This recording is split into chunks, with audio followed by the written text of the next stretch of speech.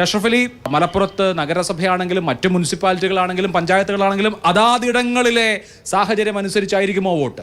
ഈ ഒരു തെരഞ്ഞെടുപ്പ് ഈ പിണറായി സർക്കാരിൻ്റെ 9 വർഷം പിന്നിട്ട ഈ ഭരണത്തെ വിലയിരുത്തുമെന്നുള്ള കാര്യത്തിൽ തർക്കവുമില്ല. കേരളത്തിൽ ഉപതെരഞ്ഞെടുപ്പ് നടക്കുന്ന സമയത്തും ലോക്സഭാ തെരഞ്ഞെടുപ്പ് നടന്ന സമയത്തുമൊക്കെ ഞങ്ങൾ നിരന്തരം പറഞ്ഞതാണ് ഈ തെരഞ്ഞെടുപ്പുകളൊക്കെ ഈ സർക്കാരിൻ്റെ വിലയിരുത്തലാകുമെന്ന്. പലപ്പോഴും ആ ഒരു വെല്ലുവിളി ഏറ്റെടുക്കാൻ ഭയപ്പെടുന്ന മടിക്കുന്ന ഒരു കാഴ്ചയാണ് കണ്ടിട്ടുള്ളത്. അപ്പോൾ ഈ 2 ദിവസം മുൻപും കേരളത്തിൻ്റെ മുഖ്യമന്ത്രി ശ്രീ പിണറായി വിജയൻ പറഞ്ഞത് ഭരണത്തിൻ്റെ വിലയിരുത്തലാവില്ല എന്നുള്ള രീതിയിലാണ്. അത് പറയുന്നതിന് വളരെ വ്യക്തമാണ്. ഭരണത്തിൻ്റെ വിലയിരുത്തലായാൽ ജനവിരുദ്ധമായ ഈ ഭരണത്തെ ജനങ്ങൾ വിലയിരുത്തിക്കളയും. ആ വിലയിരുത്തിക്കളഞ്ഞാൽ അത് LDFന് ശക്തമായ തിരിച്ചടിയായിരിക്കും. അത് കേരളത്തിലാകമാനം കാണുന്നുണ്ട് എന്നുള്ളതിൻ്റെ നല്ല സൂചനകളാണ് ഞങ്ങൾക്ക് ലഭിച്ചുകൊണ്ടിരിക്കുന്നത്. അത് മലപ്പുറത്താവുമ്പോൾ കഴിഞ്ഞ കാലങ്ങളിൽ ഒന്നുമില്ലാത്ത വിധം UDF ഒറ്റക്കെട്ടാണ്, അതിശക്തമായി മുന്നോട്ട് പോവുകയാണ്. മലപ്പുറം ക്ലീൻ സ്വീപ്പായിരിക്കും, ഒരു സംശയം അക്കാര്യത്തിൽ വേണ്ട. ഈ അഫ്സൽ സർക്കാരിൻ്റെ വിലയിരുത്തലാകും, സർക്കാരിന് ജനങ്ങൾ മാർക്കിടലാകും, ആ മാർക്ക് പരമാവധി കുറച്ചു കൊടുക്കും മലപ്പുറത്തെ ജനങ്ങൾ എന്നുള്ളതാണ് UDFന്റെ ആത്മവിശ്വാസം. 9.5 വർഷക്കാലമായി കേരളത്തെ ഭരിച്ചുകൊണ്ടിരിക്കുന്ന ഇടതുപക്ഷ ജനാധിപത്യ മുന്നണി സർക്കാരിൻ്റെ വിലയിരുത്തൽ കൂടിയാകും ഈ തദ്ദേശ സ്വയംഭരണ തെരഞ്ഞെടുപ്പിലെ വോട്ടെടുപ്പ് എന്നുള്ള കാര്യം പറയാൻ ഞങ്ങൾക്കാർക്കും മടിയില്ല. ഞങ്ങൾക്ക് നല്ല ആത്മവിശ്വാസമുണ്ട്. മലപ്പുറത്തിൻ്റെ കഥയൊക്കെ ഇക്കുറി മാറും. മലപ്പുറത്ത് 2005 കൂടുതൽ സീറ്റ്, 2005 വലിയ വിജയം മലപ്പുറത്ത് ഇടതുപക്ഷം നേടിയത്. അതുപോലെ തന്നെ മലപ്പുറത്ത് മുഴുവൻ നഗരസഭയും ഇടതുപക്ഷം ജയിച്ച കാലമുണ്ട്.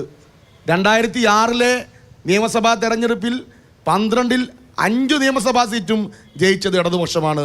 അതിൻ്റെ ആവർത്തനമായിരിക്കും കൂടുതൽ ഊക്കോടുകൂടി ഈ UDF കേരളത്തിലാകെ വികസനം നടക്കുമ്പോൾ, കേരളത്തിലാകെ ക്ഷേമ പ്രവർത്തനം വളരെ കൃത്യമായി നടക്കുമ്പോൾ UDF ഭരിക്കുന്ന പഞ്ചായത്തുകളിൽ, UDF ഭരിക്കുന്ന മുനിസിപ്പാലിറ്റികളിൽ അവരുടെ രാഷ്ട്രീയ വിദ്വേഷം കാരണം ഇത് നടക്കുന്നില്ല എന്ന ബോധ്യം മലപ്പുറത്തെ ജനതക്കുണ്ട്. സാധാരണ മലപ്പുറത്ത് തദ്ദേശ തെരഞ്ഞെടുപ്പ് നടക്കുമ്പോഴാണ് സാമ്പാർ മുന്നണിയും അവിയൽ മുന്നണിയും ഒക്കെ ഉണ്ടാവാറ്. ഇത്തവണ സാമ്പാറിനും അവിയലിനും ഒക്കെ കഷ്ണമുണ്ടോ? ഞങ്ങളൊരു സാമ്പാർ മുന്നണിക്കും പോയിട്ടില്ല.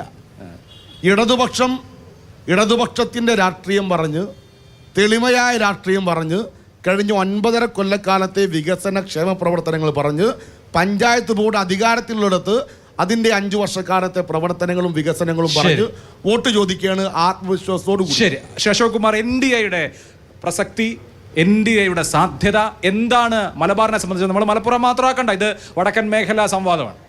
അഴിമതിരഹിത വികസനം എന്നുള്ളതാണ് മുദ്രാവാക്യം.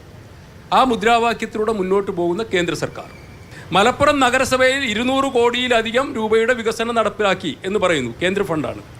ജില്ലാ പഞ്ചായത്ത് നടപ്പിലാക്കിയ വികസന പദ്ധതികളിലെ 80% ഏതെടുത്താണ്? നാഷണൽ ഹെൽത്ത് മിഷൻ, പ്രധാനമന്ത്രി ഗ്രാം സഡക്ക് യോജന, ഏത് പദ്ധതി എടുത്തു നോക്കിയാലും കേന്ദ്ര സർക്കാരിൻ്റെ കൈയഴിഞ്ഞ സഹായം കൊണ്ട് മലപ്പുറത്തിൻ്റെ വികസനം സാധ്യമാകും.